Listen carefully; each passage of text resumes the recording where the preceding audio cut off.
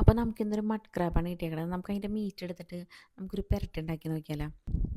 ഇതാണ് നമ്മുടെ താരം. അപ്പം നമുക്ക് ഇവനെ ഒന്ന് പുഴുങ്ങിയെടുക്കാം. അപ്പോൾ ഞാൻ ദേ ഇത്തിരി കൂടുതൽ വെള്ളം തന്നെ വെച്ചിട്ടുണ്ട്, മുങ്ങി കിടക്കണമല്ലോ. അപ്പോൾ അതിനകത്തേക്ക് ഇത്തിരി ഉപ്പും മഞ്ഞപ്പൊടി ഇട്ട് കുറച്ച് നേരം ഒന്ന് മറിച്ചും തിരിച്ചൊക്കെ ഇട്ടൊന്ന് വേവിച്ചെടുത്തിട്ടുണ്ട്. അതിനുശേഷം അതിൻ്റെ ചരടൊക്കെ മാറ്റി നല്ലോണം കഴുകിയെടുത്തിട്ടാണ് ഞാനിത് ബാക്കി ചെയ്യണത്.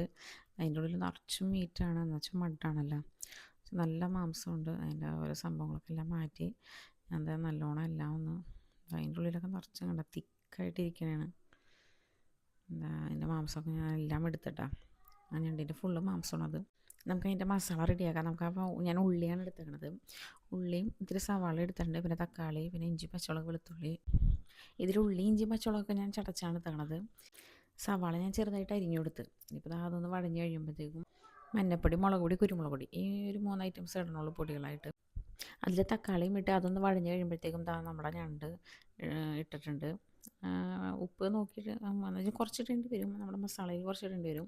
അല്ലെങ്കിൽ ഞണ്ടിലും കുറച്ചുണ്ടാവും നമ്മൾ ഉപ്പിട്ടൊക്കെയുള്ള വേവിച്ചെടുത്തത്. അതൊന്ന് ഇത്തിരി നല്ല വറ്റിച്ച് ഒന്ന് ജസ്റ്റ് ഇത്തിരി ഒന്ന് ഡ്രൈ ആക്കി എടുത്തു കഴിഞ്ഞാൽ സംഭവം റെഡി.